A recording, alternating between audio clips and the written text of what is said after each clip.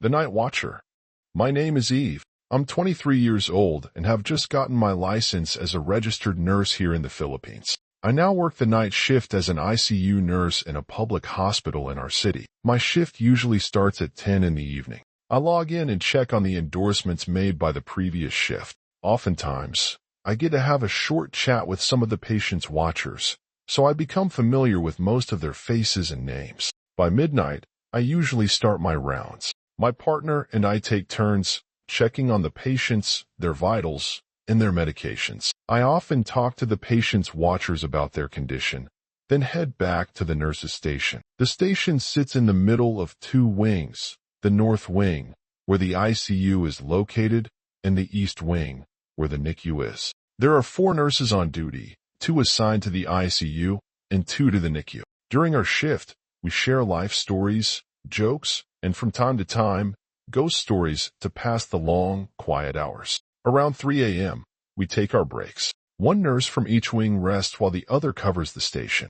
The station has a divider in the middle, and we usually sit parallel to each other, able to see one another in our peripheral vision. Patient watchers occasionally pass by to stretch their legs or get hot water for coffee from the nearby water station.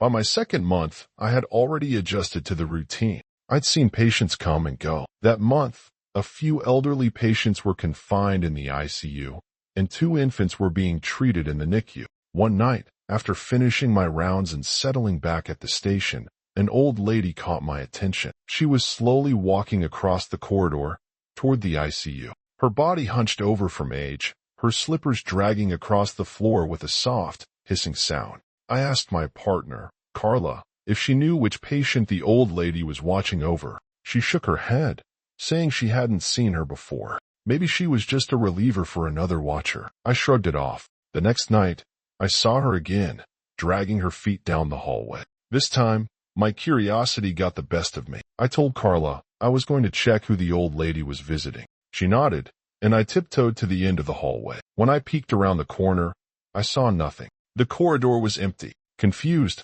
I looked around. The North Wing corridor is about 15 meters long, and our station is just 4 meters from the corner. There was no way she could have disappeared so quickly. I hadn't even heard her slippers dragging. The rooms in that wing were all locked offices, and no visitors were allowed inside the ICU. Watchers had a designated area, and she wasn't there either. A cold breeze crept up my spine. Goosebumps rose on my arms. I rubbed them off and returned to the station. Carla asked, "So who was the old lady's patient?"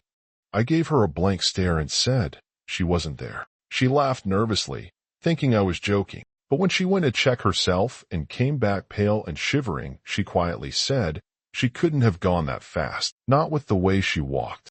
Word about the old lady spread among the staff. Everyone had their own theory, some rational, others leaning toward the supernatural. It became the talk of the hospital for a few days. But as time passed, patients began to pass away one after another. One night, Carla greeted me with more sad news. We lost another patient. 2 more had been admitted. The NICU had discharged its patients, so it was just the 2 of us at the station. The loss weighed heavily on me. I prayed for the patients and their grieving families. At midnight, while Carla was doing her rounds, I saw the old lady again, but something had changed. She was walking a little faster, still hunched, but no longer dragging her feet. A few seconds later, Carla appeared from the same hallway. I stared at her. "Didn't you see the old lady? You must have crossed paths." Carla slapped my arm. "Shut up. Stop scaring me like that." I told her I wasn't joking. The old lady had passed just seconds before. Carla's smile faded, and we both sat in silence. Goosebumps covered our skin. We made the sign of the cross and tried to pretend nothing happened. A couple of hours later, it was my turn to do rounds. Carla joked and made a spooky gesture as I stood up. I forced a smile, but inside, I was terrified. I whispered a prayer, hoping I wouldn't run into the old lady. As I neared the hallway corner, I froze. There she was, standing quietly in front of the ICU door, her head pressed against the observation window, her hands cupped beside her face as if she were trying to peek inside. I stood still, unsure whether to move. Carla whispered from behind, "Eve, what's happening?" I didn't answer. I just waved my hand, signaling her to come see for herself. Carla rushed over, peeked around the corner, and gasped. "Are you seeing what I'm seeing?" I asked. She clutched my hand and nodded. "Uh-huh." We both stood there, watching the old lady. Minutes passed. As soon as her hand moved, we snapped out of our trance and ran back to the station. We sat down, eyes glued to the hallway. Then, the old lady walked past our station. Her eyes darted toward us, her face twisted into an eerie smile. This time, she was walking faster, more upright, like someone who just had a good night's sleep. We held each other's hands under the table until she disappeared around the other corner. Only then did we exhale. We'd been holding our breath the whole time. The next night, Carla called in sick. I was alone. I brought my rosary with me and clutched it tightly during my rounds. That night was quiet. No strange sightings. Before clocking out, I asked the security guard if he'd seen an old lady that matched my description. He chuckled and said no. I asked him to tell Carla I left my rosary in the drawer at the station. It was my day off. When I returned, Carla greeted me with another heavy update. We lost 2 more patients. The last remaining one in the ICU wasn't doing well. The doctors couldn't explain what went wrong. One of the patients who had died was actually scheduled to be transferred to a private room. So we monitored the vitals closely, doing rounds more frequently, watching the monitor like hawks. Everything was steady until midnight. Carla stood up for her rounds. That's when she appeared again. The old lady. She passed by, looking at us with that same eerie smile. Carla froze. I offered to go with her. She smiled, relieved. We held hands and walked together toward the ICU. My heart pounded harder with each step. When we turned the corner, no one was there. We walked into the ICU, checked the patient's vitals, logged them, and locked the door. The hallway was empty, even the waiting area. We returned to our station. Minutes passed. Then came the sound we feared. The vitals monitor beeped rapidly, heart rate increasing. Carla stood to run to the ICU. I turned to page the resident doctor. Then we heard it. Flatline.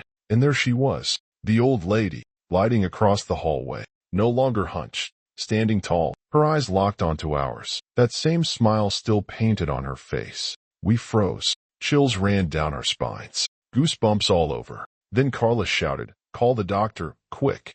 She sprinted toward the ICU, starting CPR. I followed after paging the doctor. We did everything we could, but we couldn't save the patient. Later, in the locker room, other nurses tried to comfort us, but Carla and I knew what really happened. We knew what had taken those patients. We told the story to a few coworkers, but no one really believed us. The tale of the old lady eventually faded, passed down as an urban legend told to spook new nurses in the ICU. But I still work in that same hospital, and I've seen other things since then. But that is a story for another time. If you enjoyed this chilling tale, don't forget to like, subscribe, follow, and share it with a fellow night owl. Got your own spine-tingling story to tell? Leave it in the comments. I might just read it next time. Until then, keep the lights on. That's all for tonight. Boils and ghouls. Squid you later. And don't scream alone. Share the scare.